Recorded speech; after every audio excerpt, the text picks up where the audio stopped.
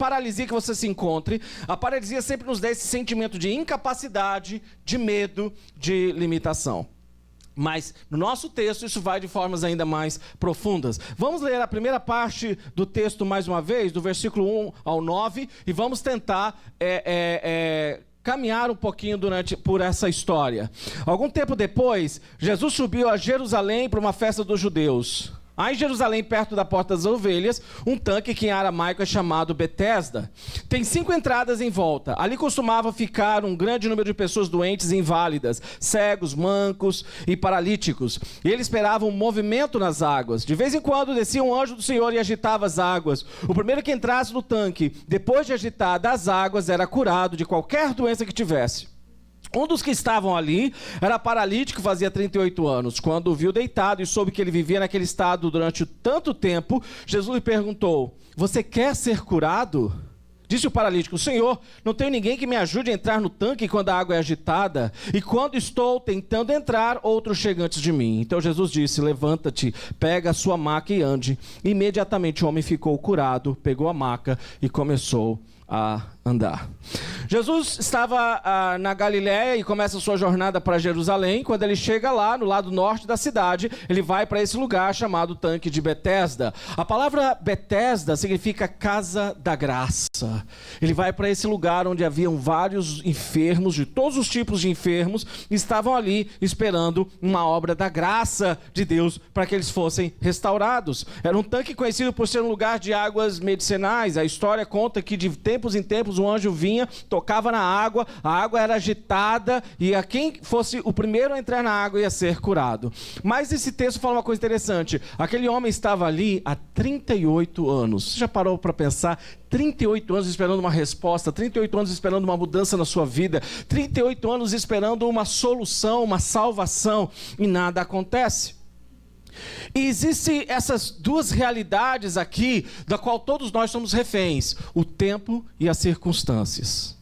O texto diz que o homem está há 38 anos paralisado. Ele não perde, de alguma forma, a esperança. Ele se apega à chance, mas não há nada que ele possa fazer. O tempo para ele parece não passar. O tempo não muda as coisas. Você já ouviu aquela expressão, o tempo cura tudo? No caso desse homem, o tempo não era realmente suficiente para curar nada. E eu acredito que isso realmente raramente acontece. Pensa numa pessoa que sofreu um trauma, seja por um abuso, luto, ou a pessoa que lida com a vergonha, a culpa, o remorso, o que quer que te paralise. Você não vai embora dessa situação ainda que você esconda aquilo por muito tempo. Você não consegue se livrar daquela culpa só porque o tempo vai passando na sua vida. Você não consegue se livrar da dor só porque o tempo está passando. O tempo não cura tudo.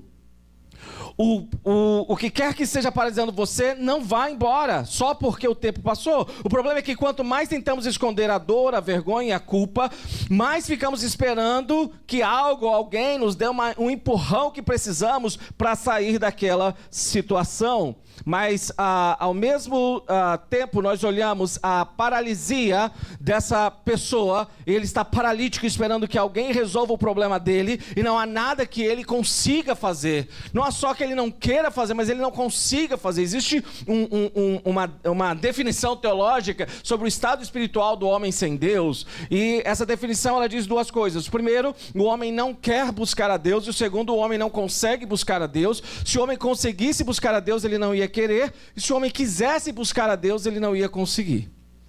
Todos nós temos um vazio na nossa alma que nos busca para algo. Nós sabemos que há algo que falta na nossa vida e que estamos buscando algum tipo de preenchimento. Nós precisamos de alguém que nos empurre para dentro de alguma água que nos cure, mas ao mesmo tempo nós estamos paralisados para nos encontrar com Deus.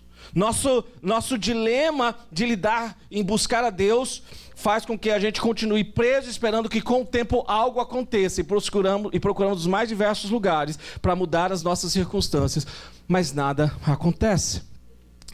E à medida que aquela pessoa está paralisada, e ela também começa a passar por um segundo processo, que é o processo da atrofia. Se você percebeu alguém que sofreu um acidente ou que ficou paralítico por alguma razão, aos poucos o seu corpo vai definhando, vai ficando atrofiado, né? A palavra atrofia, segundo o dicionário Webster, quer dizer declínio em tamanho e desperdício do corpo humano ou de algum órgão devido à malnutrição ou a um dano no nervo. É uma degeneração, declínio por falta de uso, diminuição de tamanho, deterioração, desperdício.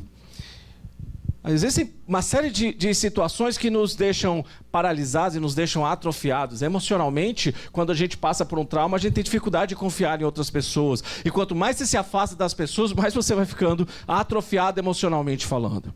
Fisicamente, se você não está usando o músculo, aquele músculo vai ficando cada vez mais difícil de ser estimulado e utilizado. Mas espiritualmente também, nós passamos uma atrofia da alma, onde a gente tem dificuldade de conversar, de ouvir Deus, de buscar a Deus, de experimentar a graça de Deus, de confiar em Deus, de saber que você pode chegar a Deus e você pode se lançar numa comunhão, numa experiência com Deus, porque Ele está aberto para você. Mas nós não conseguimos fazer isso porque espiritualmente vamos atrofiando, estamos paralisados para a experiência espiritual e vamos nos atrofiando e vai ficando cada vez mais difícil, à medida que o tempo passa, de buscarmos a Deus.